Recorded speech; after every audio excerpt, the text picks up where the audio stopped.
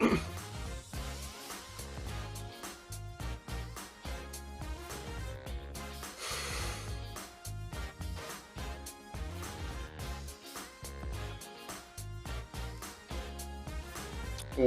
back. This is the FloTrack podcast. I'm Kevin. He's Gordon. FloTrack podcast at gmail.com is the email address. Subscribe to the pod if you haven't already on YouTube. FloTrack podcast is the name of our channel. You can find it wherever you listen to audio podcasts. Happy Monday, Gordon. How are you? Doing all right. It was a slow weekend for me. I had the house to myself all weekend long. My girlfriend Johanna went to the Hood to Coast relays. For those who don't know, Hood to Coast, it's a 200-mile relay where you have like 8 to 12 people. You have 2 vans, and you're going 200 miles, and you kind of rotate, like running 6 miles apiece. And they finished 3rd overall, 2nd in the mixed division, but 3rd overall. So pretty impressive. They ran 19 hours and 59 minutes for 200 miles. Pretty good. Nice. They put her on anchor? She was like leg number 8, she was like leg 8, 32, 16 or something like that. So she was an anchor, but she did have to do one of the harder parts of the course because like there's like a flat part, there's like different hilly, and she had the hardest part of the course at like midnight. So it was like on top of that, it had to be run at midnight and hardest parts. And I think they ran well, right? 3rd overall. It's pretty good. How are the exchanges? That's pretty key.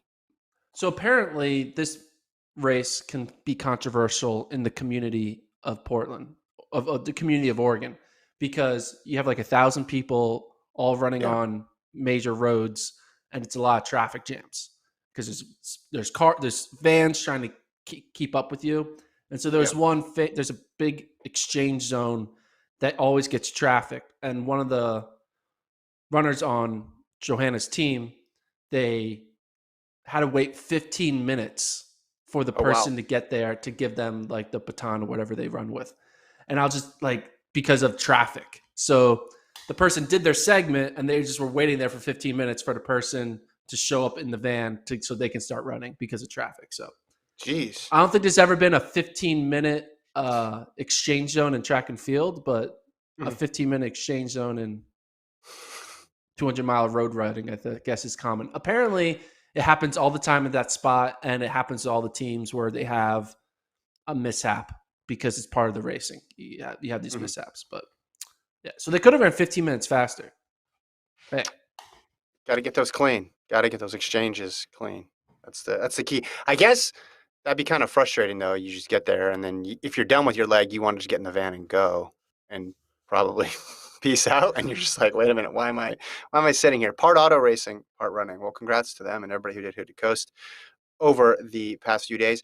Let's start with the Paris Diamond League though, Gordon, which was on Saturday. We had back-to-back because we had Lausanne during the week on Thursday, and then we went right into Paris on Saturday. We only have a few Diamond Leagues left, and the big story, as always, women's 100. Although we did not get Shelly-Ann Fraser-Price in this race. She was a late scratch, which is disappointing because we just talked up how awesome it was to see Fraser-Price and Thompson-Herah go back and forth. But still a great run for Elaine Thompson-Herah. Don't let the fact that she's run 10.5 trick you into the fact that a 10.7 low isn't impressive. This is a great effort for her. Easily wins this one. Shericka Jackson gets in for second in 10.97, but Thompson-Herah, a 10.72. You stack up all of her performances now this season in 10.5, 10.6, 10.7, 10.7. It's just a model of consistency for Shericka Jackson for Elaine Thompson-Herah, and just consistently dominant, save for a couple performances this year. I mean, what did you think? Did you think that she had the opportunity to go faster, or did you think that kind of went out the window when Fraser-Price scratched? Yeah, I didn't think it was going to be like a record-breaking type run. I think you're bound to have kind of a not disappointing, but like a subpar to your level performance when you're traveling all over Europe. You have race after race after race. It makes sense that she ran well, right? 10.7 but like she's not going to be able to go all out to the well every single time you're out there. You got to save it for the ultimate final race, which will be this upcoming weekend in the Diamond League final. So I wasn't surprised, but knowing that her baseline, we learned what her floor is at least. Her floor is freaking 10.7. Like her floor is like a time that would probably win most of any global championship any year for the past 30 years or 20 years up until FloJo, Mhm. right? It's just like incredible what she's be able to recalibrate women's 100 times and what we should expect from the best of the best. Because if you told me that I would kind of be like snooze or like, whatever, I don't care, to a 10.7.2, if you would have told me Yeah. that, I would have reacted like kind of nonchalantly, kind of like, who cares, to a 10.7.2 like a year ago. I'll be like, you kidding me? Yeah. Like 10.7.2, I'll be like, oh, emergency pod. We got to talk about this. Yeah. But like now she turned 10.7.2 into running 11 flat. Mhm. And because of how good she's been running throughout the season, right? Now you're like, all right, 10.7.2, cool. Call me when you're running 10.6s again. Call me when you're back flirting with the 10.5s. You know? Only Well, that pose. you're in a new realm when you just make greatness feel mediocre, right? That yeah, this post, she posts on Instagram after, some days you just have to show up and be smart about it. So she's basically saying, I just took it easy and I ran 10.7.2. This was me running in injury prevention mode, just get through it. And she runs a 10.7.2. You're right. 10.7.2 any other year, except for a couple, winning gold, that's going to be the highlight of your year. You're going to say, hey, man. And then she had that 10.7.2. She had all these sub 10.9s, and then she had that big outlier, that 10.7.2. But for Thompson Raw, yeah, it's just another in a long line of dominant performances. I hope we see them again this year. Again, face off at least one more time, especially after we talked it up. I don't want to have jinxed them, Gordon, is what I'm saying. You think there's a chance that they won't run in the Diamond League final? It's track and field. There's always a chance someone doesn't run. I mean, I'm going to take everybody at their word that they're all going to show up and they're going to be there, and we're going to get one last, if not insane time, at least a fast race where we see, in a close race where we see both of them bring their best stuff, and maybe the conditions finally will give way and it won't be the world's quickest time. But I just want to see them one more time together on the track. It would be a great bookend to the season, I think. Yeah, hopefully they make it the last event. That'll be good. It was Whoever's doing the weird. schedule. Yeah, the order of Oh, this meet was really weird. This Paris Diamond League meet, because you're like, oh, what's the big climax at the end of the meet? And it was like the high hurdles, which, no disrespect to the high hurdles, but I would have featured this. I would have featured this and said, hey, Shelly-Ann, you get even more rest from Lausanne because we're going to put the Paris women's 100 at the very end. Can you please show up? It's Paris. Come on. City of Lights. Let's do this. City of Lights? Is that what it's called? Paris? City of Oh, yeah. Lights? Yeah. Yeah. Isn't You've every been. city of lights? Like, what do you guys have? We have lights. Like, come on. That seems like a very basic thing to kind of hold your hat on. Is that the phrase? Yeah. Hold your hat on? Well, I Hang was your growing hat up in on? Las Vegas, and people in Las Vegas said it's the city that never sleeps. And I'd never been to New York, and I'd only lived in Las Vegas, like as a major city. And I was like, I guess this is the city that never sleeps. And then I found out about New York, and I said, man, New York must have stolen that from Las Vegas. But I was wrong, all the way around. So what do you think? What do you think, like, in terms of Thompson? Like, just say we get them one more time, but it's not a 10-5 type of performance. Say it's something in the 10.6s, which again is remarkable on its face, and the fact that we're saying it's normal um, is just an accomplishment. But what do you think about Thompson Herah going into 2022? Like, what do you think is her ceiling, and what do you think is her base case?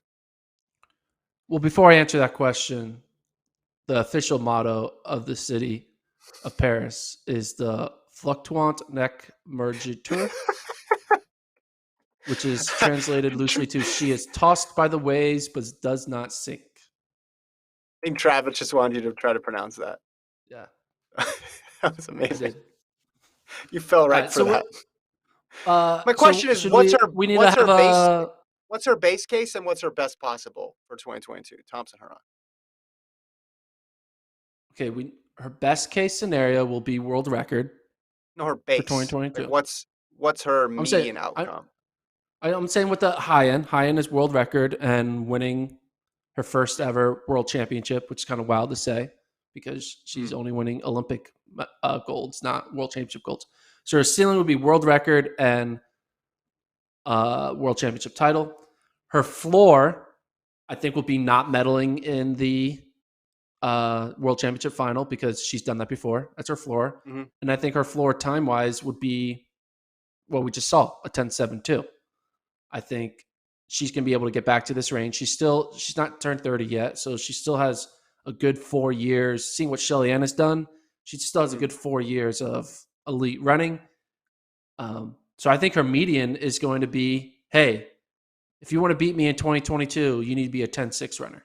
I think she's been consistent enough running sub 10-8s to be able to kind of recalibrate the field saying, Yeah, you want to be yeah, in my world, meet me at 10-6. All the women out there who are out there thinking that 10-8 is going to do it, it's not going to do it anymore. yeah. As long as I'm around, you got to be a 10-6 runner to compete. Yeah, which helps you think about who's a possible contender then, because you can only come up with a very short list of people. And if Fraser Price can do it again next year, that would be impressive. Certainly, she's run the fastest of her career this year, so there's no reason to think that she would go away. Richardson obviously has the potential to do that, but just a list of, I mean, this is the people who have run under 10-7-5 in history. It's 9 people that have run sub 10-7-5 ever ever. And if she's establishing that as a base case performance as her on an average day, it's going to be hard to stop her in 2022 or 2023. Forget even the 10-6s and the 10-5s. Obviously, you're going to win when you do that, but can Maybe you win when 10-7. you're just Yeah. yeah? Can you win when you're slightly off your game? I think shows a true level of dominance, which is where Elaine Thompson is right now. Um, Okay, hold on. We got it. So Tampa Eagle in the chat says Paris was the first city with electric streetlights. Oh, There you go. interesting. I'm just First city with I'm electric taking them at their streetlights. word. Yeah, taking I them at guess their every other word. city had like fire, had like cauldrons at every street corner. Is that how it works? The gas lamps, right? San Diego gas Gas lamp lamps. district. Okay. I'm I'm just making this very American centric here. Oh wait, now there's a debate. Now that someone says there's a Uh town in northern Spain with the first town with electric streetlights. Listen, I don't want to wade into the electric streetlight debate. oh. I do not want to wade into this. This is dangerous territory on the internet, so I'm gonna steer clear. Okay, wait, hold on. Now this website says Paris laid claim. Now the keyword there's laid claim. Keywords laid claim It's like, doesn't is that like necessarily. saying you have the world's best coffee?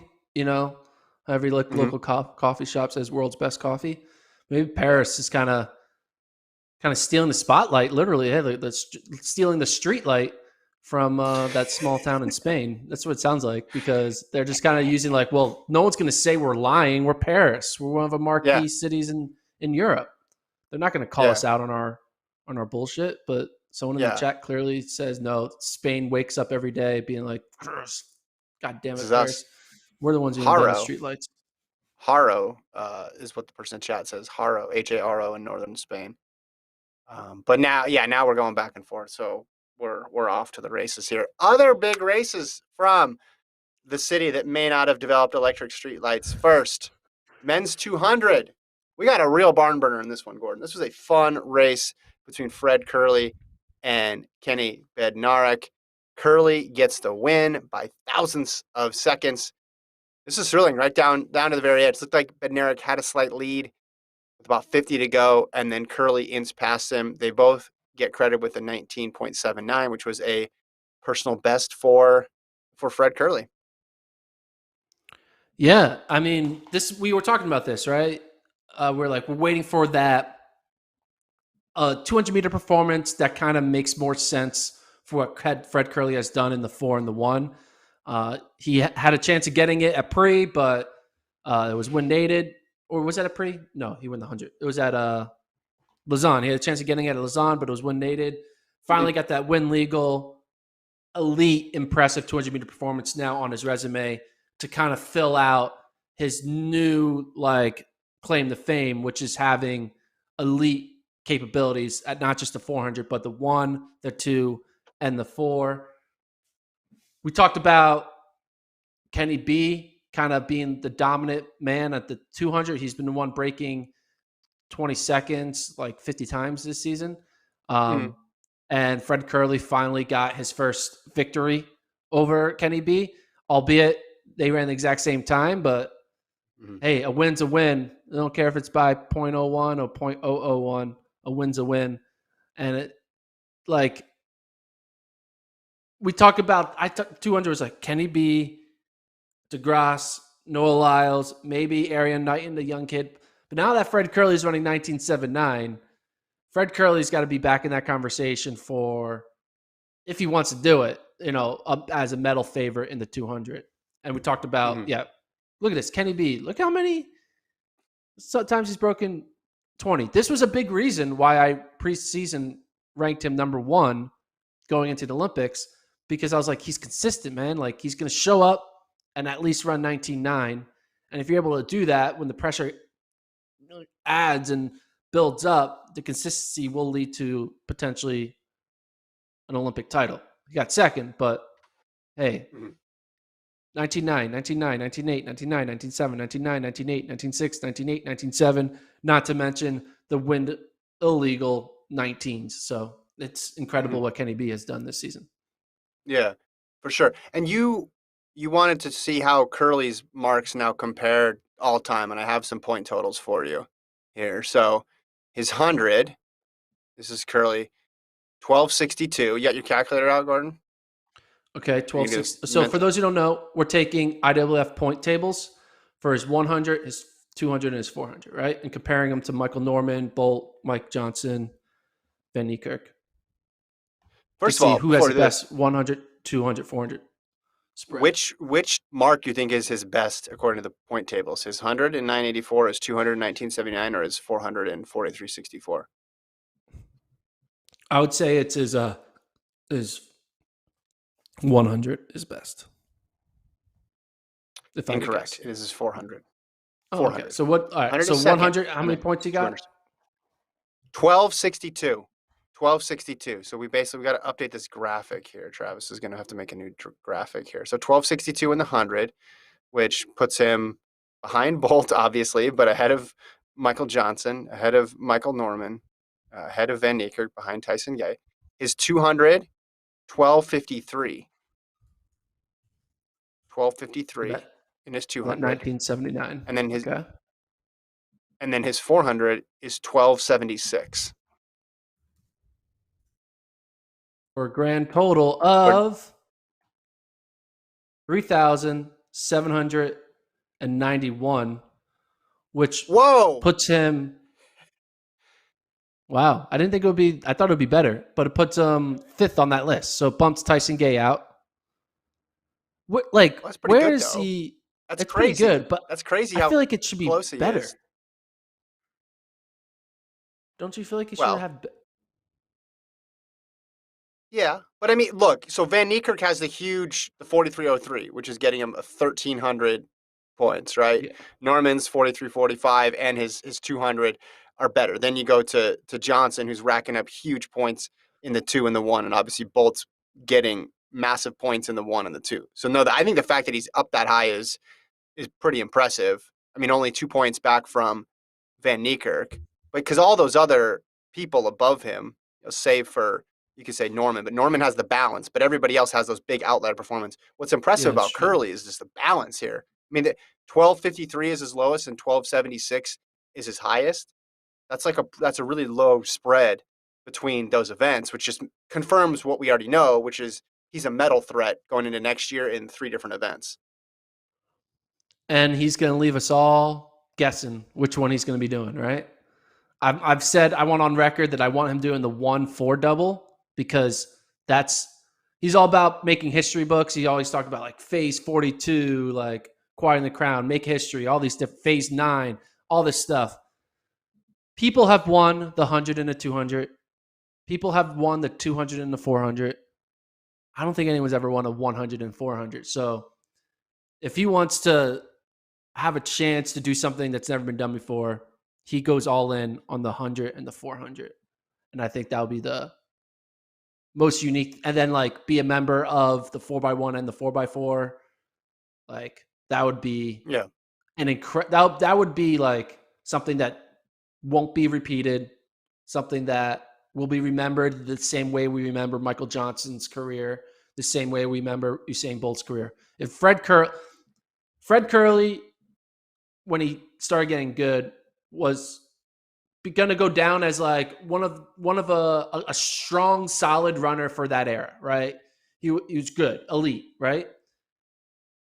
Obviously, now they started to win more and more medals. You go from like, okay, you're like you're one of the guys, but you're not in the Bolt or Michael Johnson. You can even argue Wade Van Niekerk realm because they have the like amazing doubles, the amazing records that he has yet to really do.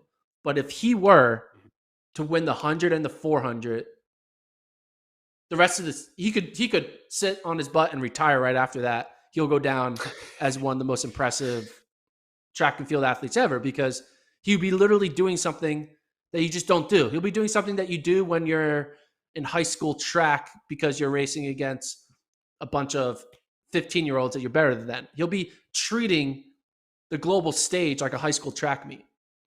And if he does the 100, 400 double, that's what I want to see. Maybe he's thinking it, maybe he's not. He has a chance to get back into that 400 world. Hopefully, start. I mean, he ran the 400. Did he run 400 indoors this year? So he's not He like ran outdoors a couple. He ran like a couple outdoors, but he was clearly Yeah. heavily focused on the 1 and the 2. Yeah. So But his hey, he 400 even was did still pretty solid. Yeah, he even did the triple jump in 2013. Maybe get that triple jump number up. You gotta juice those numbers up, man. But yeah, I'm just saying, doing the 1-4 double will be, in my mind, like he'll be remembered for like one of the best athletes in the 2010s or 2020s. Sorry, we're in the 2020s now. Wow, the 20s. Well, I think Can we say that now? The I 20s. I think feel like that yeah. belongs to 1920s. The 20s.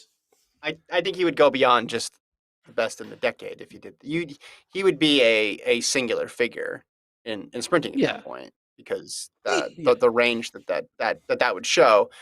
And again, it's weird because everybody's got their strengths and weaknesses on the track, and some people's strength is like heavily focused on one event. But other people, like you see this in the distance side with Sifan Hassan, running 156 in an 800 and 65 minutes in a half marathon is not normal. Like having that Yeah. ability, even if you scaled that back and you said, okay, 158 and a 66 or a 67, that's really hard to do.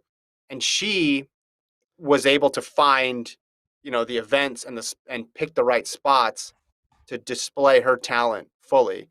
And I think Curly is going to be doing the same thing over the next couple of years here, figuring out the best pattern. And it's a good problem to have when you're a medal threat in 3 different events. That's a good position to be in. And then you also have the opportunity to be on 2 different relays as well. Yeah.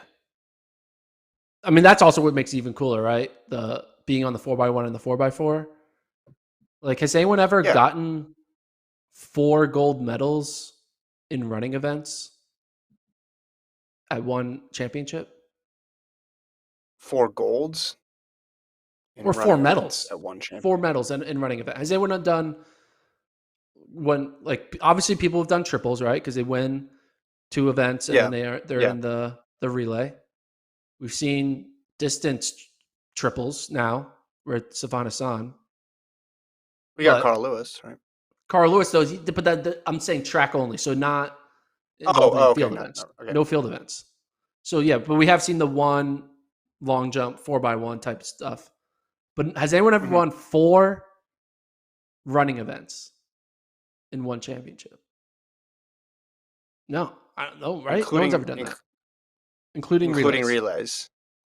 Yeah, because I'm thinking like Felix did the 4x1, the 4x4, but by then she was usually choosing just one running event at that point, right? And Wait, are you saying I don't medal? want to. You're saying medal in all four. Yeah, You're let's saying say medal in medal all to four. make it more Well, inclusive. because 2012. Well, 2012,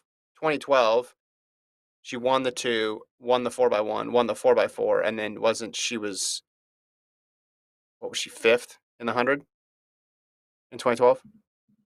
So she got 3. She had 3 first place and a 5th place. That's the one I can think of. Okay, It's because you're really but yeah, when you're talking about who gets gold in the 4x1 and the 4x4. A lot of times you're just basically eliminating it down to American athletes, right? yeah, I mean, I'm sure there's been times in history when it hasn't, but usually that's the country. If that double gets pulled off, it's the American athletes. that's true. Yeah, basically, I don't think it's happened. Or if it does, it's happened once, and maybe it happened in like the 1900s. When a bunch of people who probably wouldn't make the local high school team nowadays because of the way the sport has evolved or winning Olympic medals. It's fun. It's always great looking at like the people who are like Olympic medalists from like 1904. It's just like, okay, cool, man. Like that doesn't count. Dis- The sport didn't start until we actually included everyone in the world, for the record, when we started including Africa. disrespect, But like all disrespect of the. the, the 1902 Someone champions, mentioned they don't count. Shrika Jackson as a candidate too, and I think she would be in a good Yeah. spot to medal in 4 as well too, because she's good 1, 2, 4, and then you could put her in both relays. Obviously, very tough to get gold medals right now Yes. in any of those events for the women outside of the because 4x1, yes, 1, 2, 4, no, 4x4, no, because you're just going up against all time greats in every single one of those events. Oh, so Anthony says FloJo won 3 golds and a silver, so that would have been 88 there. So there you go. 3 goals. There What is some was it? precedent. What was the event? She was in the 4x4? 1, 2, 1, 2, 4x1, 4x4. Yeah, FloJo ran the 4x4? yeah. I didn't know that. Spoiler alert: she was good at it. Yeah, she's got one of the. If I'm remembering this correctly, she's got one of the all-time. They got silver though, but that was one where she got silver. She has one of the all-time splits, I believe. Someone correct me if I'm wrong in the chat, but she's got a pretty ridiculous split. Oh, I guess you're right. Yeah. Yeah. Yeah, she has her 400 50.89 is her PB, but I believe her split was really good in that one. I'm trying to find on the Wikipedia. Well, we know this. I mean, Let's see. we mentioned like Shrika Jackson, maybe Ken, Allison Felix came close potentially. FloJo apparently did it. We have yet to even come up with another man that has done it, right? So he could be the first man to like kind of go into this realm. Yeah, for sure. People in the chat said that she split a 48-1, basically, in one of those I heard that formats. She didn't FloJo. run a lot of open fours. Did you know this about FloJo? Did you know that she was considering doing the marathon? Later on in her career. Did you know that she Yeah, designed the Indiana Pacers jerseys? Did you know that? she did. I didn't know that. Yeah. Man, read the story I wrote like 10 years ago about her, Gordon. Come on. This is just all Is that happening. like Yeah, those the printed out the and Reggie on your Miller. wall? No, it's too long. It would take up too much space on my wall. But those Pacer jerseys from the 90s that you're probably familiar with, you're old enough to associate with them, as she helped design those ones. She was into fashion design as well too. Oh, Nurmi won 5 golds in 1924. There you go, Gordon. Okay, There what you do in the you go. 1920s doesn't matter. Interesting. Again, that's like winning Okay. the Minnesota State Championship where you won the 1, 2, 4, 8, 1600, 3200. It's like, okay. You're gonna need to draw a line though and tell us which times count and which ones don't. That's what you're gonna need to do. The line is when Africa started running at the meets. So when did they start Okay. running? When did Kenya and Ethiopia join global championships? That's when the line starts in my mind. Okay. Interesting. Okay. All right. I feel like that's good because that's Gordon when it line started. there. Like it stopped becoming just like a group of like 12 countries, it started becoming like a bigger thing. You want it to be, you are only counting it when it was truly global. Yes, not Gotcha. regional due to Not a carrier regional. pigeon technology. All right. Anything else on the Curly Kenny Bednarek race, men's 200? Anything else on that one? No, I mean, I'm kind of be interesting to see what Curly decides to do for the Diamond League final. He has a spot in the 1. He has a spot in the 200. He has a chance to get a spot in the 400 because he's, I think, ranked 7th right now in the 400, and there's one event to go. So if he goes out there in, I guess, Brussels, that's the next one, right? Or is it Zurich? So if he goes out there to the final Brussels. regular season Brussels and runs a 400, he'll have a spot in the final for the 1, the 2, and the 4, and then we can see which event he wants to do, right? I think he should do the 4 because winning the 100 Diamond League or the 200 Diamond League does nothing because Christian Coleman has to buy, Noah Lyles has to buy. Nola. Yeah. There's value in winning a 400 Diamond League than there is more value in winning a non than win the 1 or 2 Diamond League. We talked how interesting the men's 100 will be next year. I think the men's 2 as well. And usually we're always like, oh, 2, there's always a random person that gets on the U.S. team, and there's always a random medalist. Those days might be changing with the amount of people who seem eager to do doubles and jump in other events, not to Yeah. mention the emergence of someone like Arian Knighton, because right now you have Lyles, Curly, Bednarek, Knighton, and I think Norman is going to consider it if it's possible with a schedule as well too. So you have at least 5, not to mention people like Terrence Laird there as well, and a newcomer that we're not even talking about in the United States. Then you go Yeah. worldwide, and obviously you throw DeGrasse in there as well. But there never are easy spots, but there are spots where you're like, man, that person snuck in with a 20.0. I just don't think that's going to happen next year. Yeah. I just don't see it. Don't see it either. Women's 3,000. Francine Zaba gets the win in Paris, 8:19, which is number 5 all time. She's actually higher now on the all-time list, Gordon, in the women's 3,000 than she was in the women's 800. And this was an interesting race with about a mile to go.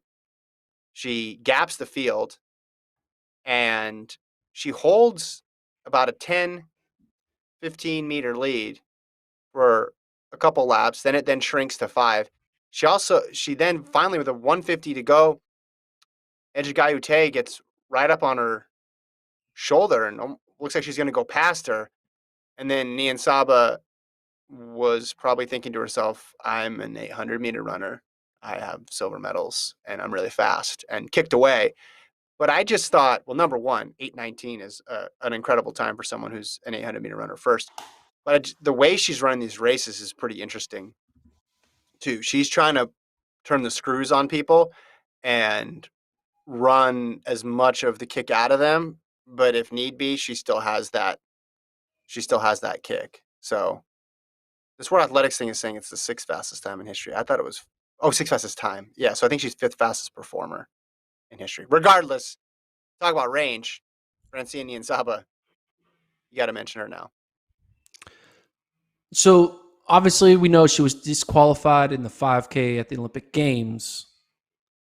She was in the 10K, but clearly 10K is even more meters that she's not really prepared for. But in a world where Nian Saba wasn't DQ'd, do you think there was any % chance that she could have defeated Sifan Hassan? Not Sifan Hassan, but she could have medaled. I think we have a pretty clear pattern here. She was really good. 5th in the 10K, and we've seen now the 3K and 2 miles since the Olympics, and she's been good in both of those. We obviously know how good she is in the 100. Seems to be that the longer the distance, the more of a challenge it is for her, which is to be expected because she's an 800 runner. So I think she would have been better at the 5 than she was in the 10. And then you have to look at the competition in the 5, and you'd say, okay, well, no, Sifan Hassan was untouchable. But could she have gotten in there against Obiri and Sagai? Potentially. Now, maybe that field's a little bit deeper and a little bit tougher than the 10,000, but I just see what she does in the 3,000 and the 2 mile, and I can't help but think 12 and a half fewer laps, she probably would have been in business there. I mean, that was a quick race, but nothing she couldn't hang with if she's an 8:19 3K runner. I mean, her PB is 1 second less than it's like a half second slower than Stefan Hassan's. That's pretty incredible. Yeah, it's hard to say that Hassan would have lost because of how great Hassan Yeah, was in the 5 and the 10, but I don't think it's out of the question that if Hassan had a bad day, Nia Zaba could have came away, stole the victory. And I do think that if she continues on this trajectory, she's super new to these events, these 3Ks, 5Ks, and 10Ks, that she is going to become a problem for Safan Hassan in 2022. I think she's going to be a problem for her for the next 3 global championships. And I think she's going to win a global medal in a 3K or 5K in the next 3 years, whether it's 3K indoors, global championship, or 5K. I think she's going to win at least one gold in the next 3 years. I mean, and you threw the 819 and indoor 9 3K flat. at me. Well, yeah, because, On a Monday morning, Gordon's throwing out world indoor titles, man. This is too much. We can hey, put this on the rundown. You got to prepare me for this stuff, man. You can't just be throwing world indoor stuff at me. You're the I'm one just who says saying, there's no indoor Olympics. You got there to isn't. start throwing world indoor stuff at me. There are no indoor Olympics, but there are indoor global world championships. That's what I'm saying. I'm just thinking that, like, looking at these marks where she runs 8:19 3K and 9 flat 2 mile, and then her 5K PB is 14:54. Like, clearly she can run like 14:20 based off of her 3K and 2 mile, in my opinion. So, yeah, I'm going to say right now, I think she's going to win a global championship in the next 3 years. Would you Okay. take that bet against me? That would be silly for me to bet against you right now, which is why I'll do it. I will go on the other side of that. There's Well, hold on. We're actually counting indoors. That wasn't just a joke. Yes. We're actually counting. No, we're Oh, counting okay. Well, then indoors. no. Then I will not. Then I won't bet against you because listen, 3K is her best shot, and 3K also is an event in a World Indoor Championships, a championship where we have no idea who's going to show up. So no, I will not bet against you. Now, you're saying outdoors, where the options are 5, 10, or steeple. I Steepling. think she should go for. I think she should start steepling.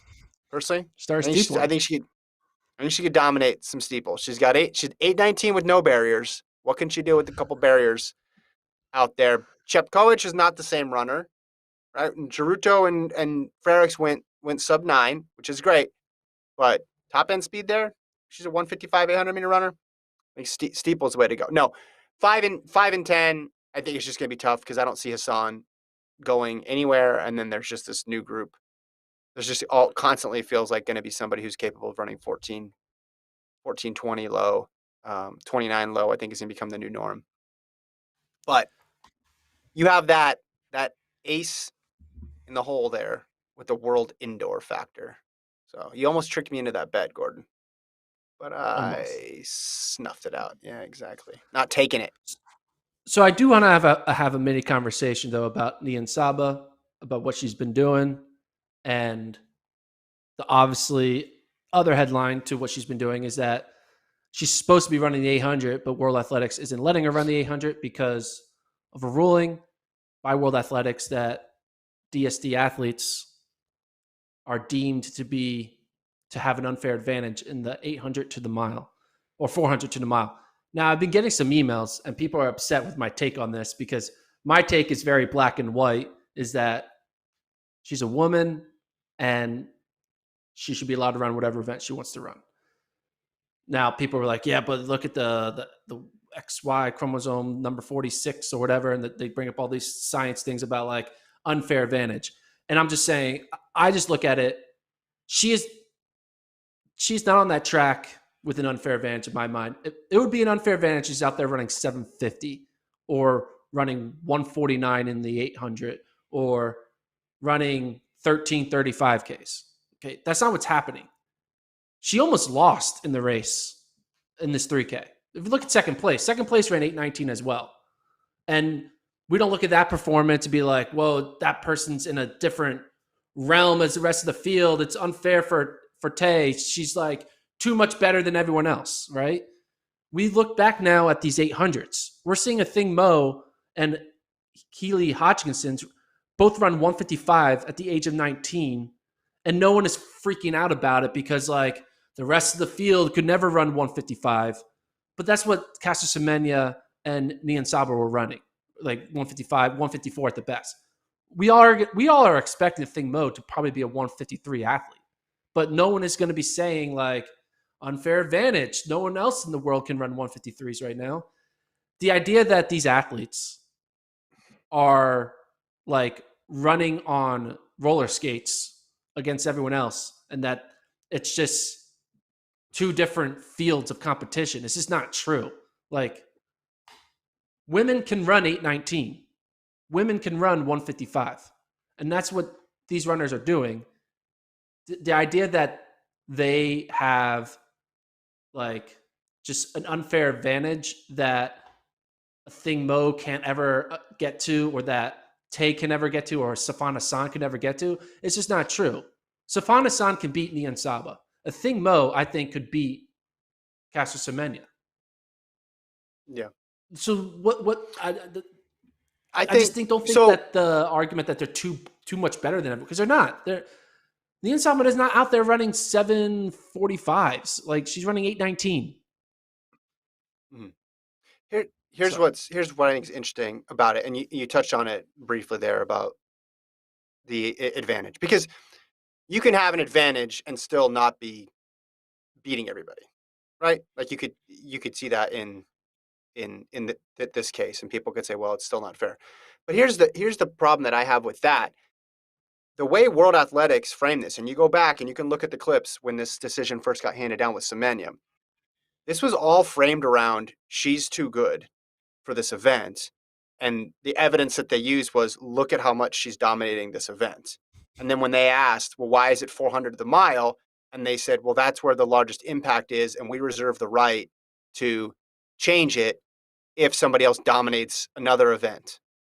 Basically saying, we're not really following any sort of scientific protocol here. Is we're just checking it out. We're just watching these races. And if there's a big margin. So I saw some of those emails that you were getting where people were saying, hey, Gordon, like someone could still have an advantage over someone else and it not be a 750 3K runner. And that still should count.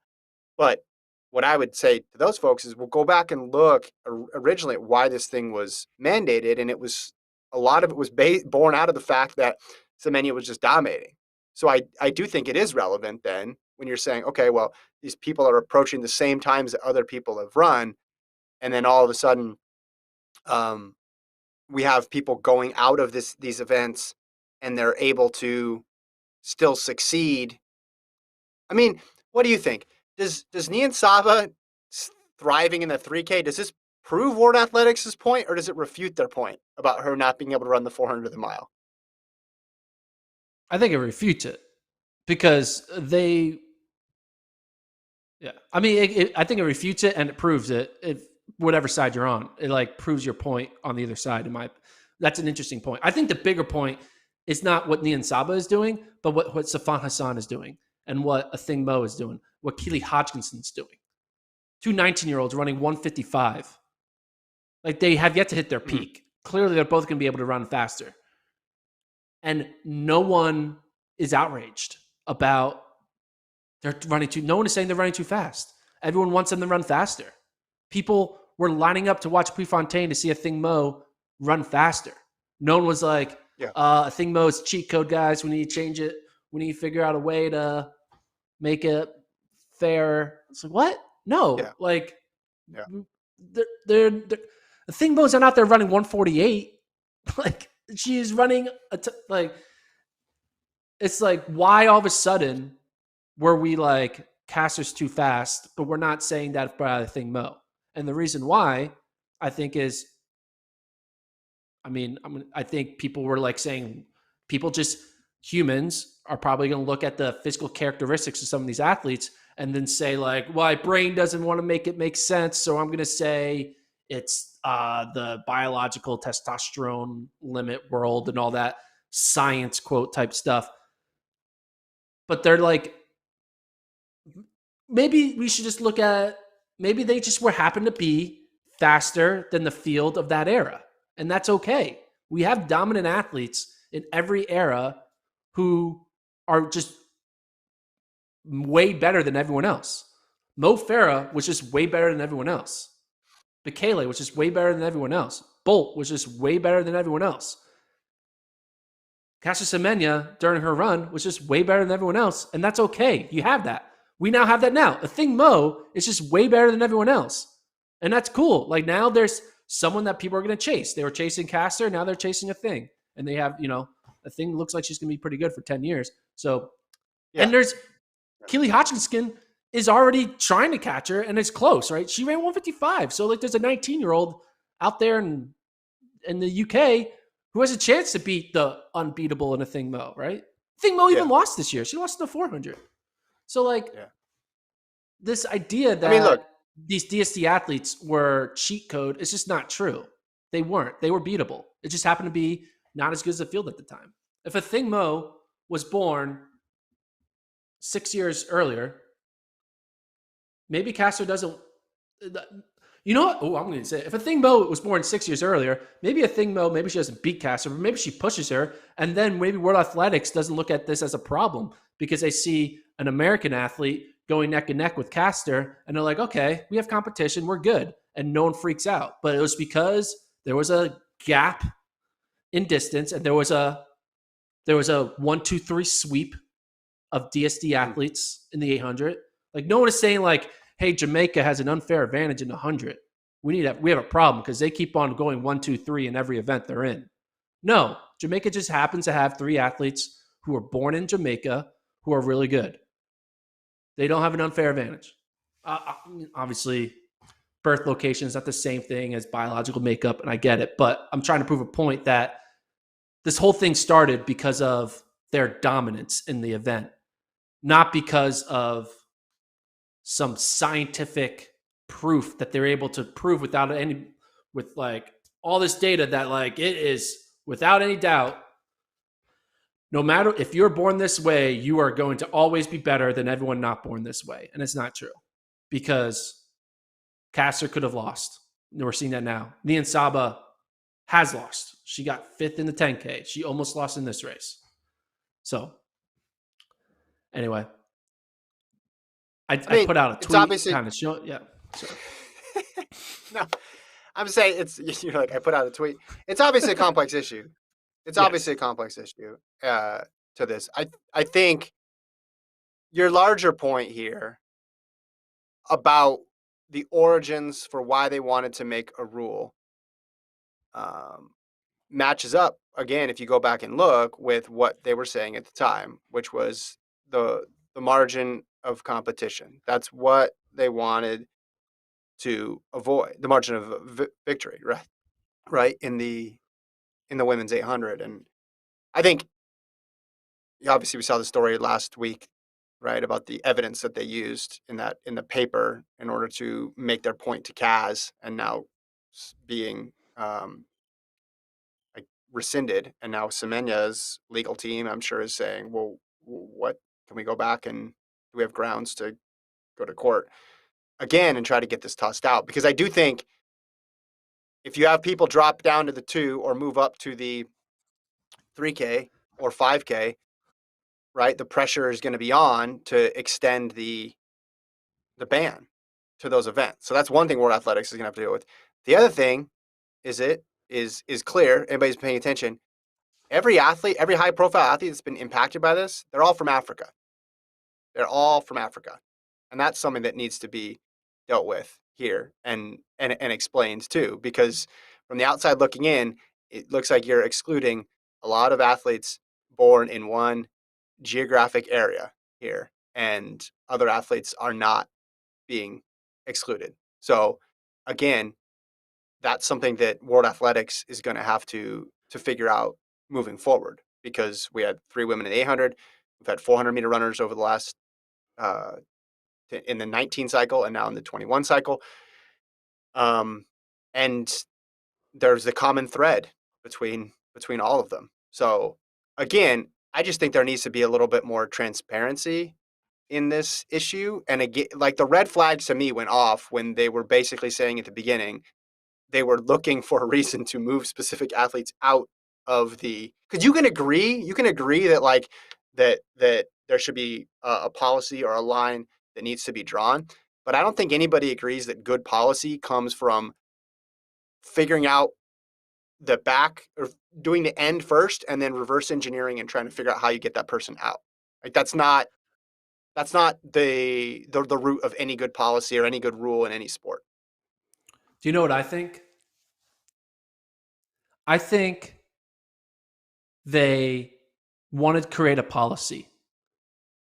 And I also think they didn't want to ban anyone from the sport. I think they want to try to have their cake and eat it too. Make their, what's the phrase? Make their cake and eat it too. What, I don't know if you know what I'm saying. Because I think Yeah. they were like, okay, this is the way we can solve this problem without technically eliminating these athletes from our sport. Because we can let them just do the participation events where we know they're not going to win. Where we know, like, hey, caster, you can only do the race walk. So you're still invited to come to our event, but you only can do the race walk. Just so you can't get mad at us for banning you because we're giving you opportunities in the race walk. This was them being like, we're giving you opportunities in other events. We just know you've trained 10 years in this event, and the odds of you being good in these other events probably isn't going to happen, right? But now, Leon Saba is kind of like, LOL, watch me. I'm going to start training in the 3K and 5K and get good at it. And, a 156 runner being good in a 3K, we know that's not that weird, really, because you see someone like Safana Hassan doing it, right? She's a 156 runner who can run a fast 3K. Mm-hmm.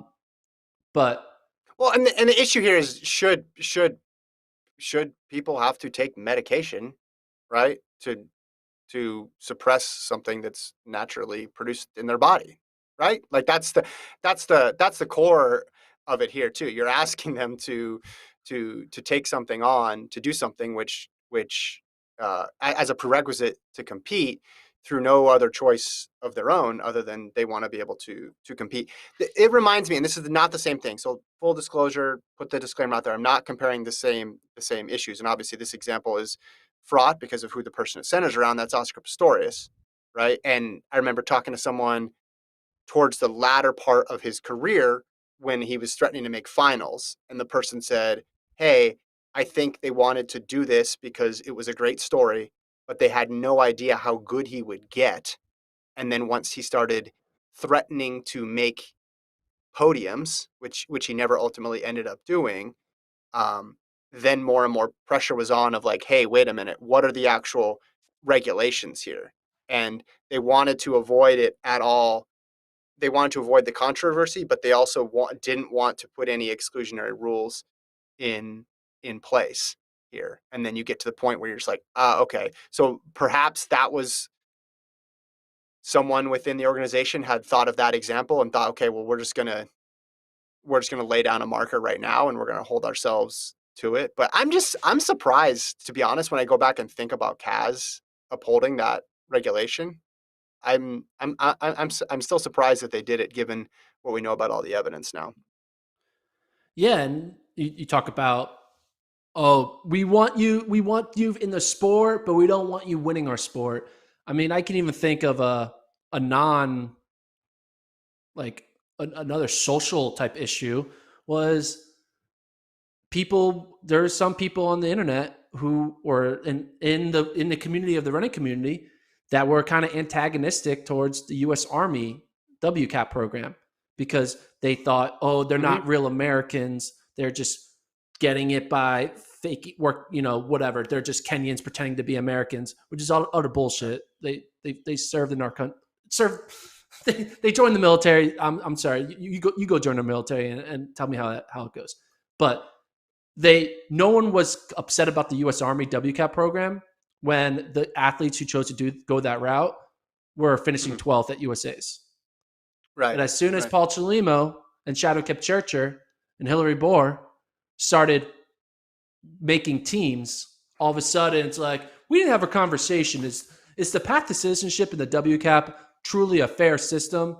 why do you care all of a sudden? You didn't care 3 years ago.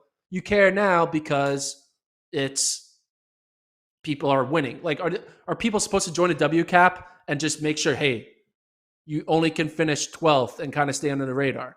You know, are DSD athletes supposed to be like, hey, you can run track and field, but you just can't beat people?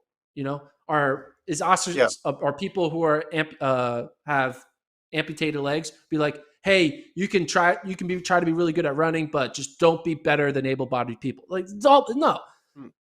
athletes and humans are designed to try to be their best they can be and try to win. And we shouldn't start making these rules where it's like, hey, just don't mess with don't beat the people we expect to win. It's all, you know. Mhm.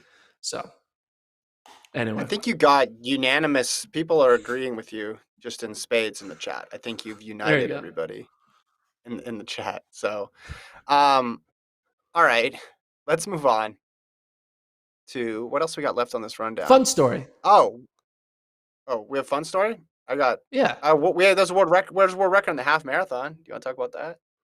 we can say that. I mean, how many times are there world records? Can you keep? All right, could you tell me what the old world record in the half marathon was? Did you know what it was? 6402. Well, I Wow. looked at it yesterday when I was prepping the story. Yeah. I have no idea what these records are. I don't I just anything want to that's give her not. credit. First under 64, Yelemzerf Yahuala of Ethiopia in Northern Ireland goes 63:43. If you don't know a lot about her, she's 22 years old. She got bronze at the World Half Championships last time around. She was fourth in the Ethiopian 10K trial. So, Gordon, we almost saw her in Tokyo, and she ran 64:40 in April. So she knocked about 57 seconds off of her personal best in the event. But Ruth Chepnegich's mark is now gone there. Look, we got the splits up there, 15:06 opening 5K. She was 30:22 through 10K, and then 45:24 at 15K. So someone to keep an eye on. I'm with you. The half marathon world record gets broken is seemingly every couple months now, and that's just the reality of it because it was never really, a huge focal point. But when she breaks it by that much, we know how good she is in the 10,000. We know how good she's run before in championships and how young she is. This could be someone we're talking about in the marathon. We could talk about her in the half. Heck, in the era of Safan Hassan, we could talk about her in the 1500. I don't know. She's just a really damn good runner. Yeah, she broke up that 1, 2, 3, 4, 5, 6 top. The top 6 marks were all by Kenyans, and now not anymore. Ethiopian, bringing back that Kenya Ethiopia rivalry that we love. But yeah, I'm excited to see. I mean, she's young. She's born in 1999.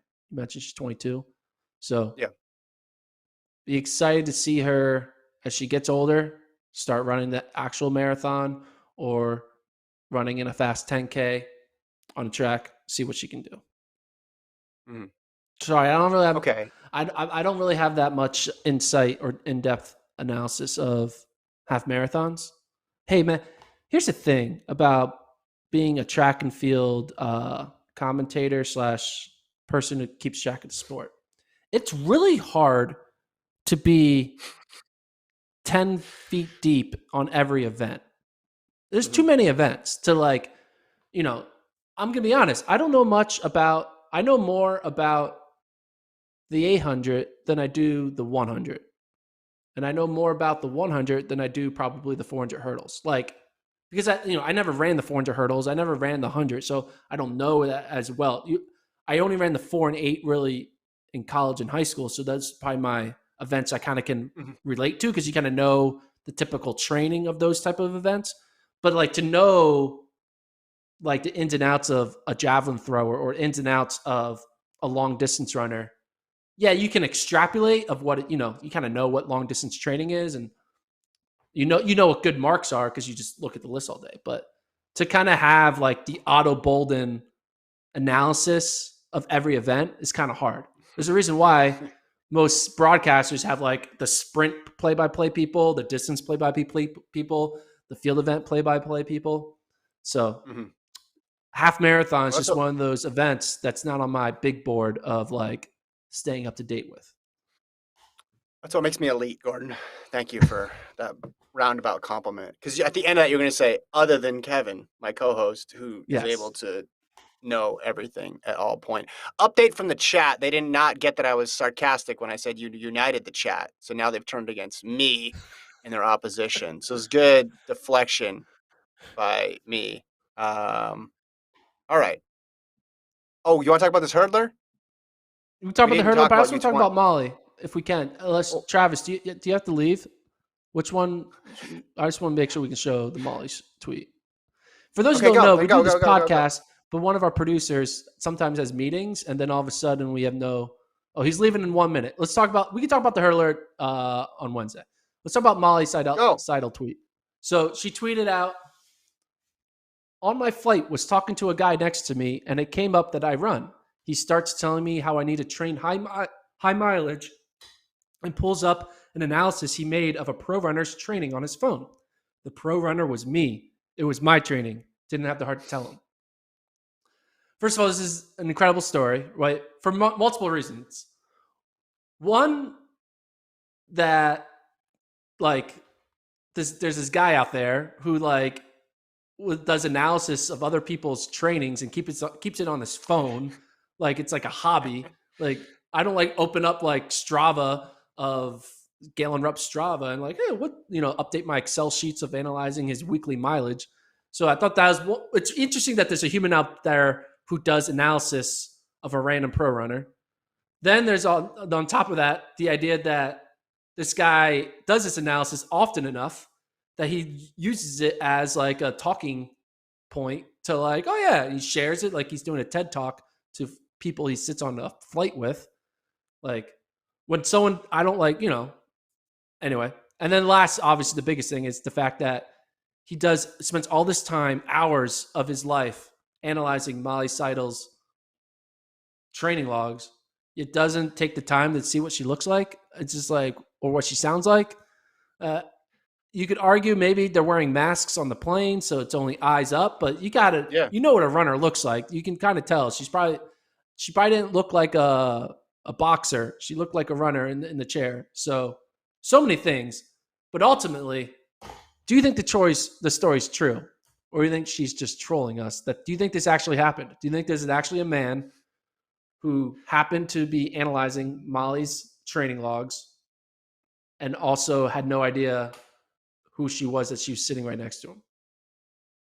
100%. Have you ever talked to someone who thinks they know a bunch about running? Those conversations are always awkward. Now, add in the fact that he's talking to an Olympic bronze medalist. I'm sure there's some gender dynamics at play here as well. I mean, yes, this is completely in line with reality. And I could see, yeah, he doesn't see her face because the mask. You could also see a scenario where like he he follows elite running, but it's more just in terms of like his own training. So he doesn't actually know the people who are out there. And Molly obviously posts a ton on Strava, right? Like she's probably one of the faster people to post on Strava. I'm not a huge Strava person, but that's just what I've gathered, right? She posted her warm up there before the Olympics. So I'm sure he's pulling data, but that doesn't mean he's following the ins and outs of elite running. You know what this reminds me of? On Twitter, there's always those threads where it's like someone's like, "Hey, did you read the article?" to the person who wrote the article, and they're like, "Yeah, I wrote the article. Thank you for explaining that back to me." That's what this kind of reminds me of. But yeah, like awkward conversations about running and about people who think that they know a ton about running goes hand in hand. I know people who like just don't even want to talk about running with other people, especially good people. They don't want to talk about it, right? Because they don't want the conversation that follows after because strange stuff like this happens. But like, I also think I about this I totally story. believe that she wouldn't have had the heart to tell him because that would have made it incredibly more awkward and she probably just wanted to be left alone on her flight. What could you say that you do for a living? You would you call yourself a content writer or whatever? If so, if you're sitting on a plane next to someone and they ask you what do you do for a living, what would you say? This is kind of hard. You could just say like, oh, I You'd say I work for a sports media I say company around you track and just say field, right? CIA.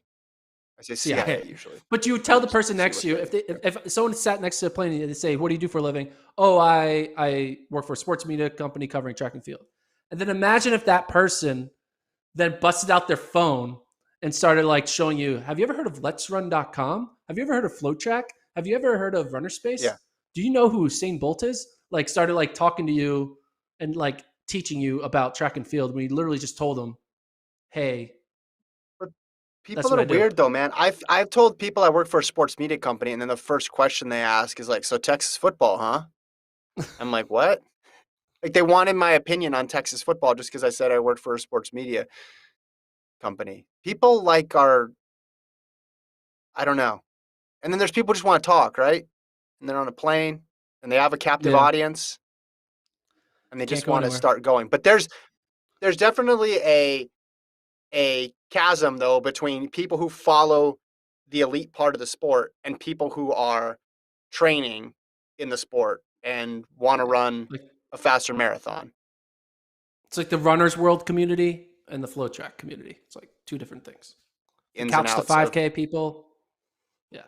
yeah, exactly. So it's entirely I 100% believe that they wouldn't necessarily know who she was. I mean, it's a bit different than like, a basketball player or a football player is really tall, right? So they stand out immediately. So you could be more inconspicuous on as a marathoner for sure.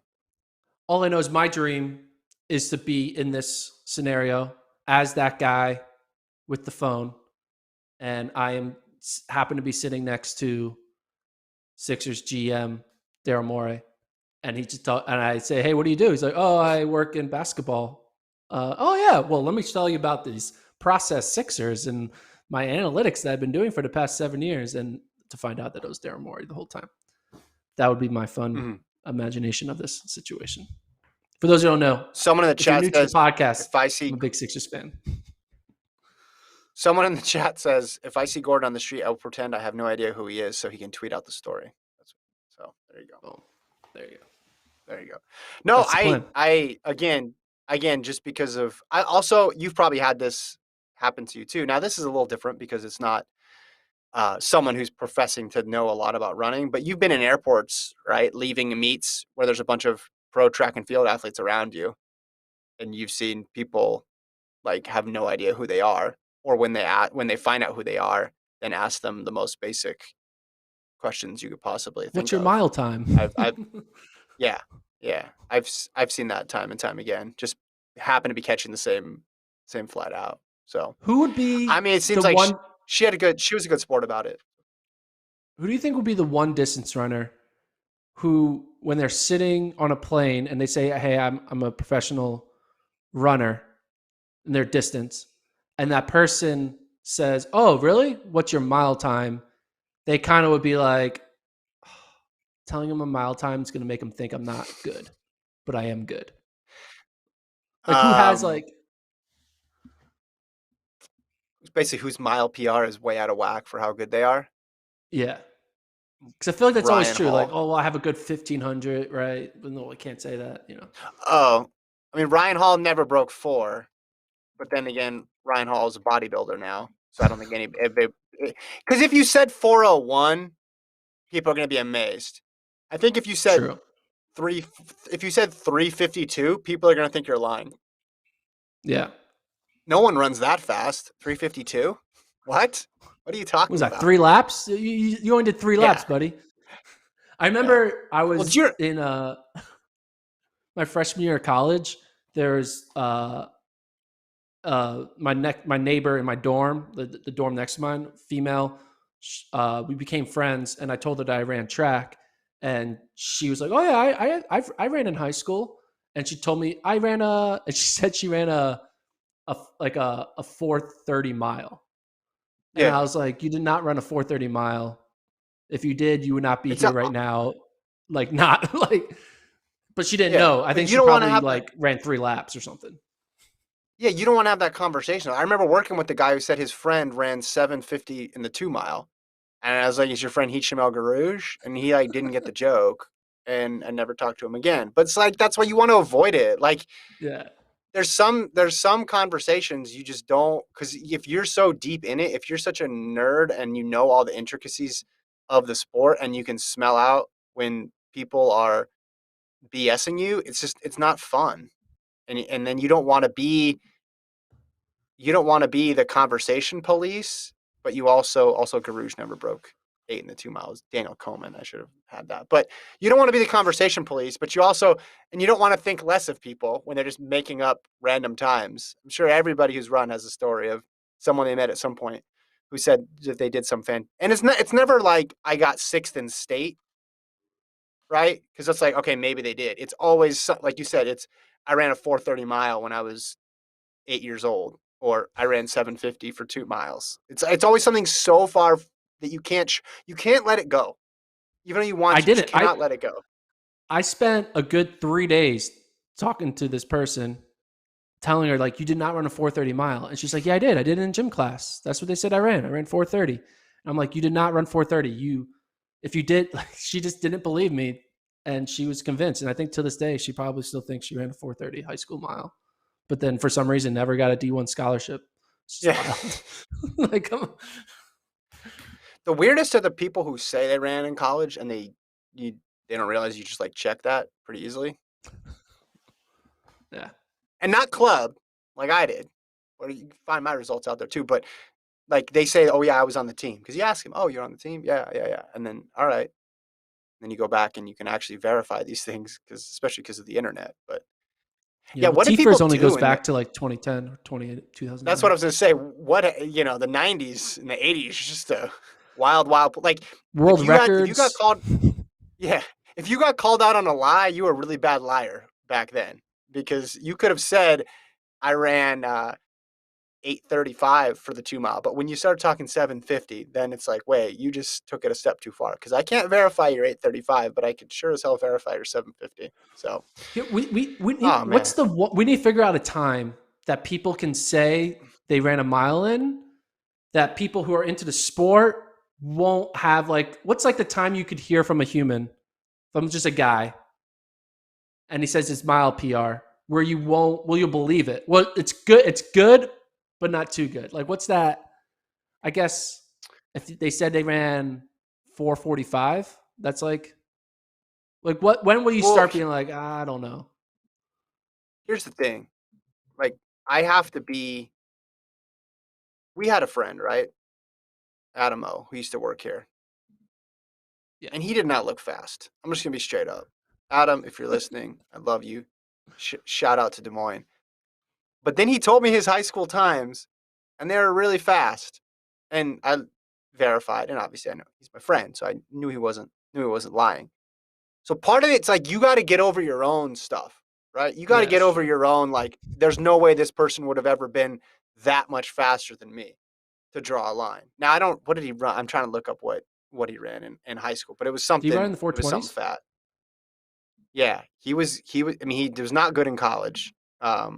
Which, like, you look at his by his T first choice? page and it's like, yeah, that was clearly intentional. But in high school, he was good. I'm trying to find his mile split page here.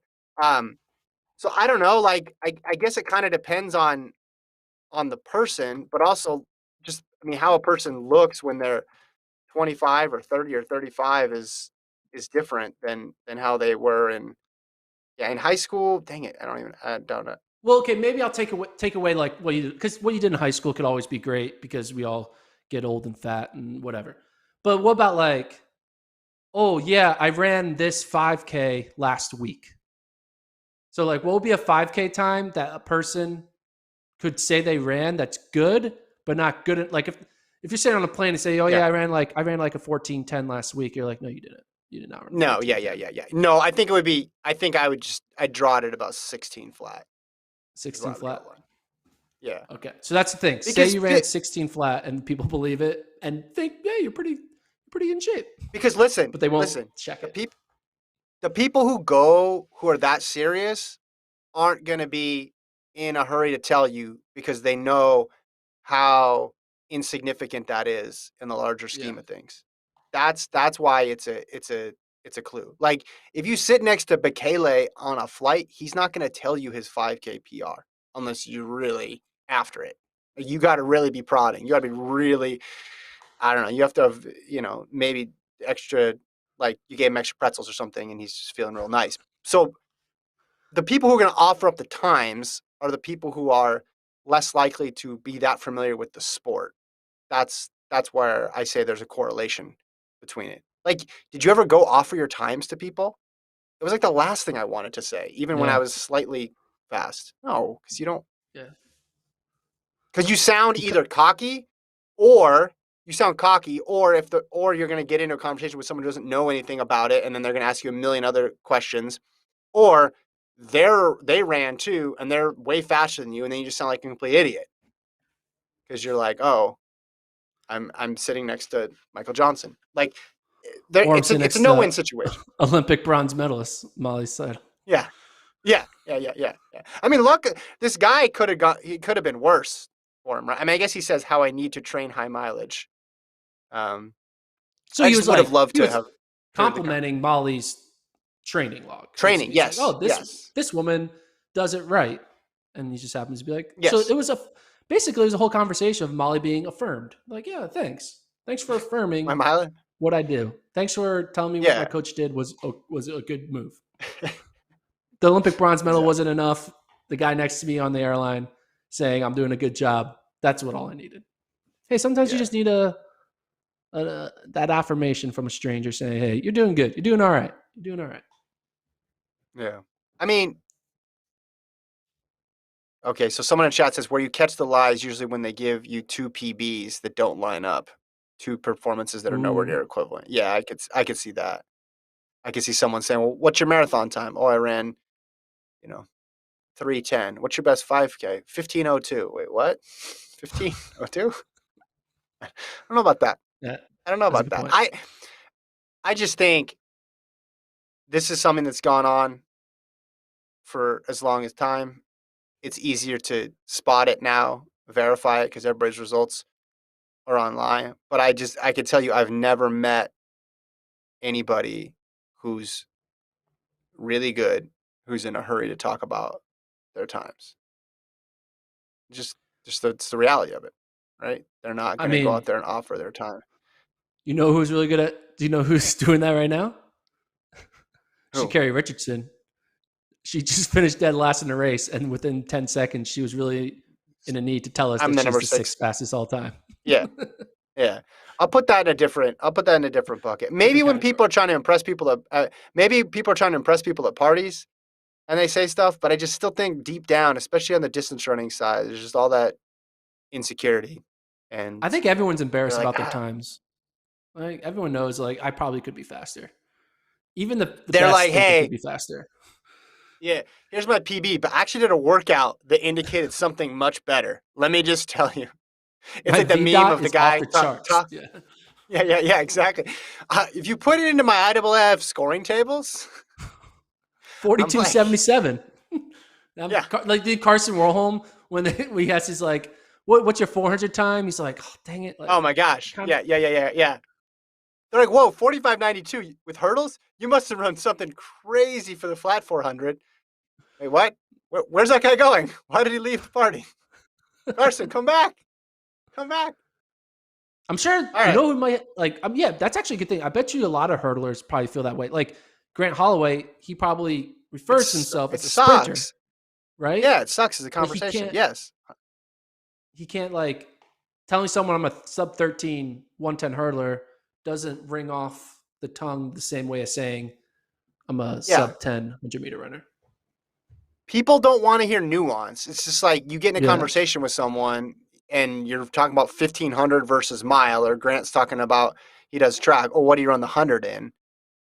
If they're familiar with track, they might have some concept of 100-meter time, but unless they're really into track, they're not going to have a concept of a high hurdle time. And everybody just wants to avoid the awkwardness. It's not like having a conversation with the sport where everybody pays it. Or the same thing. Hey, did you win this weekend when the track team's coming back from a meet? Well, 6 people won. 4 other people got second. Our team score was this. It's just like so confusing. Like, Our team didn't What do do you well, think but I did well. if Grant Holloway's sitting on an airplane and the guy doesn't know who he is and he tells him I'm a sprinter and he says, "What's your 100 time?" Do you think Grant Holloway has like a fake 100 time that he tells them as like a conversion for his sub 13? Or not even No, sub I 13, think it's like what Grant 12:11. Holloway, I think he would say, boy, 12.8, put some respect on it. 12:8, yeah. Listen, Grant Holloway literally does not have a 100-meter PB on Tila. He So doesn't? this is a great question. Can we next time we get Grant on, I want to ask him this question. This might be Yeah. the third question. We'll warm him up with some other stuff first. But I think he would say, I don't run the 100, but I could probably go. I could probably 99. break 10.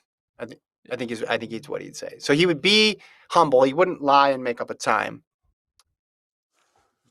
But he also doesn't need to say a slow time because it's not like he's run 100 and it was back in 2014. Like he's literally there's no.